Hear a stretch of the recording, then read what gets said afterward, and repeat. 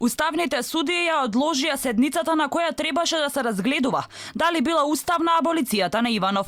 По се изгледа, пресуден ќе биде гласот на Добрила Кацарска, која е предложена за нов уставен судија, но допрва треба да биде изгласана во собранието. Според неофицијални информации, четворица од судиите сметаат дека помилувањето треба да биде прогласено за уставно, а четворица не. Последниот збор најверојатно ќе го има Добрила Кацарска, која беше една од главните судии за голем дел од предметите на згаснатото СЈО, меѓу кои и предметот Тенк, во кој затворска казна добија Никола Груевски, Гордана Јанкуловска и Ѓоко Поповски. Седницата кратко откако започна беше прекината. Причина беше недостатокот на мнозинство да се одлучува за дневниот ред, но и за некои од точките кои дел од судиите сакаа да бидат одложени. Судијата Кадрију предложи да се одложи точката за помилувањето на Иванов. За ова поддршка доби и од председателот на Уставниот суд Сали Мурати и судиите Маркудова и Ајдари.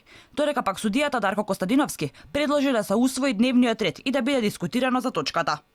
Предлогот е значи на денешна седница ова точка да се одложи и второ, на наредна седница точката не да се вгради во одлуките, во предлог одлуките за гласање, затоа што кога имаме ние предлог одлука за гласање, тоа е чин на гласање, а не чин на расправа.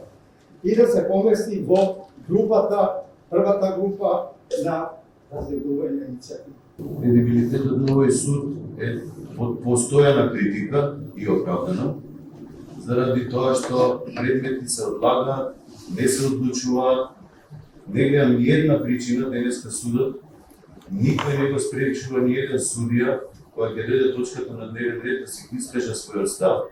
Додека распоредот на силите во Уставниот суд е изедначен, веќе трет ден во собранието се дискутира дали Кацарска е правилниот избор за уставен судија. Опозицијската ВМРО ДПМН преку герила акција во законодавниот дом го покажа своето незадоволство заради предлогот Кацарска. Велат, таа е пристрасна и суди во корист на власта. Останува отворено прашањето, каков би бил ставот на Кацарска за помилувањето, оти токму таа им судеше на некој од лицата за кои Иванов даде аболиција. Дали гласот за ќе значи погазување на своите пресуди, а токму за пресудите, но и обвиненијата за дел од предметите на згаснатото СЈО.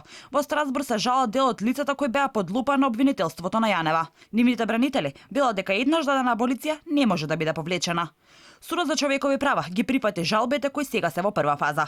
Инаку, денеска на седницата во Уставниот суд требаше да се расправа и по иницијативите за преиспитување на уставноста на 4 уставни амандмани, кои беа изгласани во јануари минатата година, со кој Македонија го доби префиксот Северна.